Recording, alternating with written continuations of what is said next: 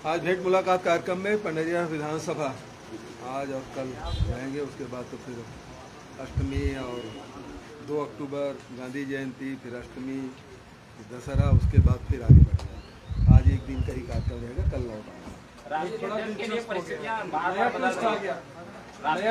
राष्ट्रीय अध्यक्ष में खड़गे आ गए, खड़गे जी आ रहे हैं, प्रस्तावक होंगे, अशोक गहलोत प्रस्तावक, छत्तीसगढ़ के लोग दिग्विजय सिंह के साथ ज्यादा कनेक्ट चाह रहे थे। अब शाम तक देखिए, आज नामांकन का आखिरी दिन है। जो सबके मन में जो कौतूहल और ये रहता है कि कौन बनेगा कैंडिडेट, तो वो सब चीज़ें हैं। और अच्छा लग रहा है कि लोकतांत्रिक ढंग से चुनाव हो रहे हैं। कौन कौन नामांकन भरते हैं ये अभी शाम तक के क्लियर हो जाएगा। उसके बाद फिर स्कूटनी होगी और उसके बाद फिर कौन मैदान में बसते हैं वो देखने की बात होगी। भारतीय जनता पार्टी में तो पता ही नहीं चला कि उसके राष्ट्रीय अध्यक्ष कब दोबारा बन गए। सर, ये पूर्व मंत्री Brijmohan Agrawal vote safety match पर सवाल उठा रहे हैं, कह रहे हैं सरकार को पहले वोट ठीक करना चाहिए। अगर मतलब 15 साल मौका मिला, सब खराब करके दी हमको। बिल्कुल सही बात है। उसके शासनकाल में सरगुजा और रायगढ़ का, जसपुर का इलाका पूरी तरह से खराब मिला था। बस्तर में हम लोग सड़कों की हालत सुधारी है, मैदानी हिस्से में रास्ता हम लोग सुधार रहे हैं और लगातार उस दिशा में काम हो रहा है और सड़कों की हालत हमारी बहुत अच्छी होगी। सर, राजस्थान जो भी घटनाक्रम हुआ इसके अशोक गहलोत जी ने सोनिया गांधी समर्थन, वो तो आप भी जानते हैं, मैं भी जानता हूँ। जितना टेलीविजन पता चला, मीडिया में जितना पता चला, उतना मुझे पता है जितना आपको। और कोई बात?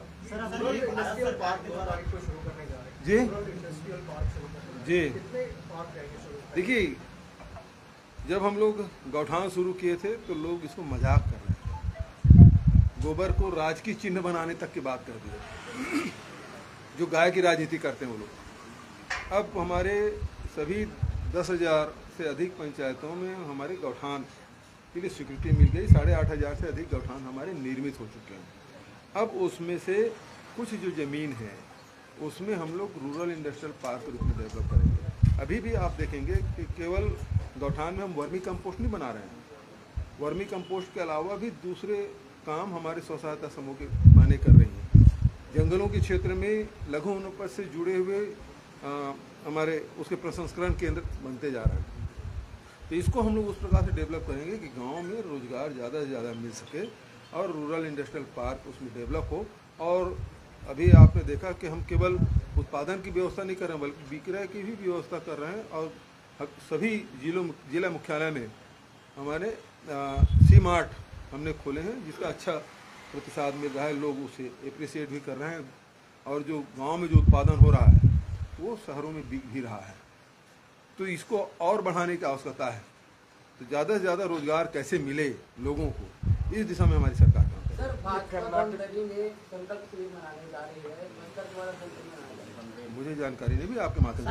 कर्नाटक में कांग्रेस की यात्रा, जो राहुल गांधी की भारत छोड़ो यात्रा पहुंच गई और वहाँ पे पोस्टर्स भी राहुल गांधी के फाड़ दिए गए जो लगे हुए थे। तो इसको किस तरह से देखते हैं? क्या वहाँ पे विरोध वगैरह भी होगा, कांग्रेस सामना करना पड़ेगा? इसकी पूरी संभावना है कि बीजेपी और उससे जुड़े हुए जो संगठन हैं वो राहुल गांधी जी के पद यात्रा से जो लोकप्रियता मिल रही है और लोग जो जुड़ रहे हैं तो उससे बाधित करने के लिए वो किसी स्तर पे उतर सकते हैं। इसकी पूरी संभावना।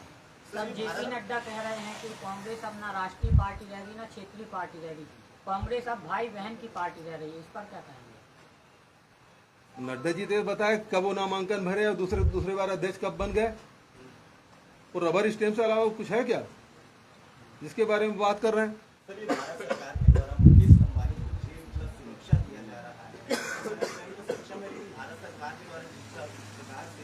सुरक्षा प्रदान किया जा रहा है, उस पर क्या कहना है?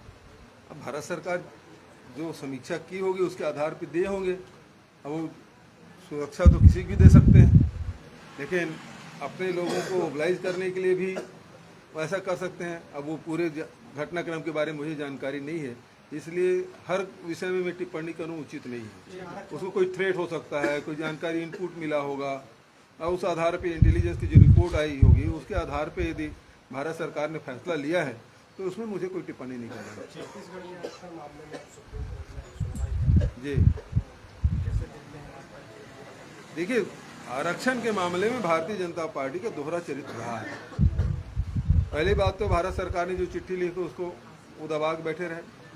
फिर आदिवासी लोग आंदोलन किए 2016-14 का था जो मध्य प्रदेश में था, उसी को वो चलता रहा। जब 2011 में आंदोलन किए तो फिर इसको फिर 58% किए। 58% 2011 में करने के 2012 में करने के बाद उसके बाद कमेटी बना दी, CS की कमेटी बना दी, ननकी राम कमेटी बनाई, लेकिन उसे हाई कोर्ट में कभी प्रस्तुत किया नहीं, केवल स्टे लेके काम चलाते रहे। तो कभी न कभी स्टे की सुनवाई होगी, लेकिन 12 से लेके 18 तक के उनको मौका मिला था, लेकिन उस दिशा में आगे क्या कार्रवाई की? हम आरक्षण जिसका जो हक है वो मिले, इसके हम पक्षधर हैं और उसके लिए लगातार हम लोग काम कर रहे हैं।